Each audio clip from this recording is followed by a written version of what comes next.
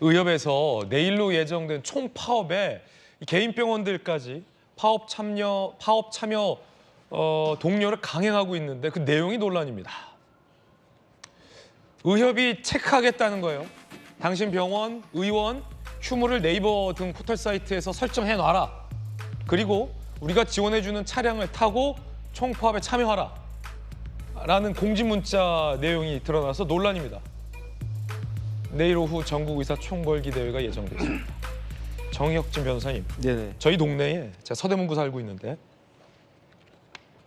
저랑 아주 가까운 의사 선생 부부가 있습니다.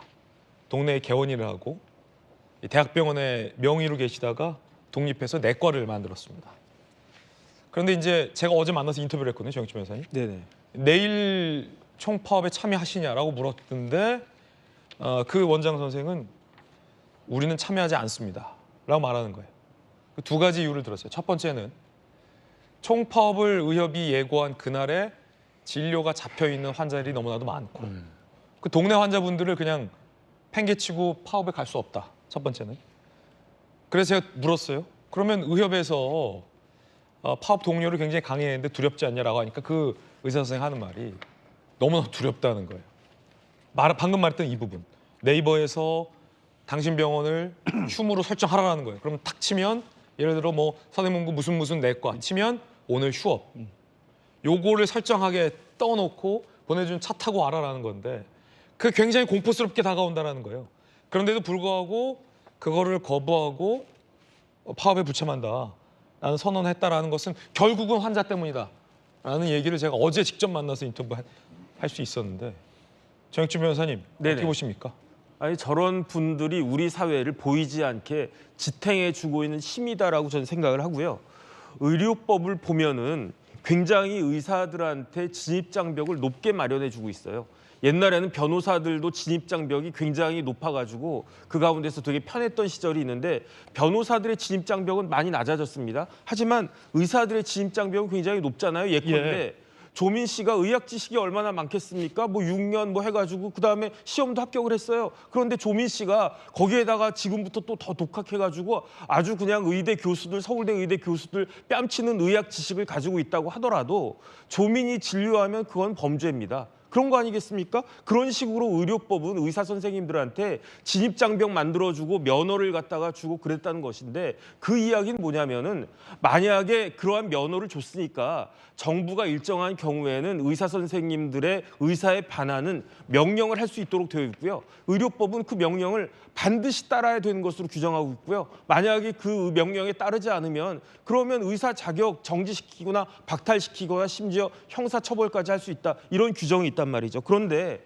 만약에 의사들이 지금 하다 이렇게 해가지고 진짜 우리나라 국민 건강에 심각한 위기를 갖다 초래하고 그 과정에서 몇십 명일지 몇백 명일지 아니면 1000명이 넘어간 환자들이 목숨을 잃거나 심하게 건강을 손상하게 되고 그렇게 돼가지고 국민들의 굉장히 분노가 일어나게 되면 그럼 국민들은 뭘 정부에다 요구할 것이냐?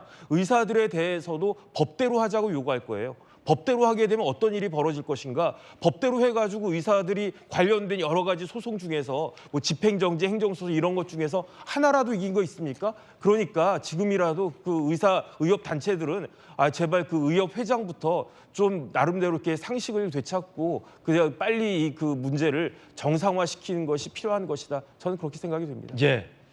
다행히 내일 이 총파업에 과연 몇 명의 의사와 동네 병의원까지 참여할지는 아직 확실치는 않은데 다행인 것은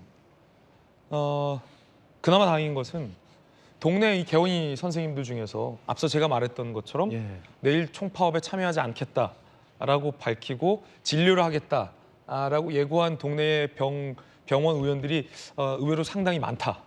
저는 이 부분이 조금 우리가 이제 문제를 좀 해결할 수 있는 저는 그 가능성을 보는 대목입니다. 아까 제가 말씀드린 것처럼 의사협회 소속은 되어 있습니다만 각자의 위치에 따라서 이해관계가 다르거든요. 대학병원이나 대형 병원의 의사 선생님, 또 그 의사 선생님뿐만 아니라 거기에 전공의, 또 전임의 다 의견이 다릅니다. 그다음에 의대생 다르죠. 그다음에 지역에 있는 개원이들도 생각이 다릅니다. 저는 의협회장이라고 하면 지금 정부와 국민들의 생명을 담보로 정부와 강경 투쟁하는 걸 등산을 삼는 게 아니라 그 의사협회 소속돼 있는 의사분들의 각각의 이해관계에 따른 자신들의 요구 조건을 단일화하는 게 제일 중요하다고 생각합니다.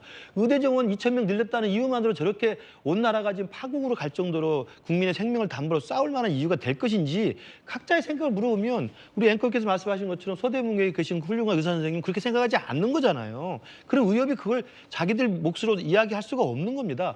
그런 식의 저는 그 과정이 필요하기 때문에 지금 의사로 같이 되어 있습니다만 각각의 처해 있는 처지에 따라서 이해관계가 다르다고 한다면 지금의 이 의사협회장은 다른 무엇보다도 의사분들의 내부의 의견을 하나로 모아서 공론화시키고 이 단일한 안을 가지고 정부가 다시 협상을 시작하는 게 맞다. 저는 그것을 부탁드리고 싶고 정말 내일로 예정된 집단 휴진, 이른바 총파업 아닙니까? 총파업만큼은 제발 처리해 주시길 간곡히 부탁을 드립니다. 예.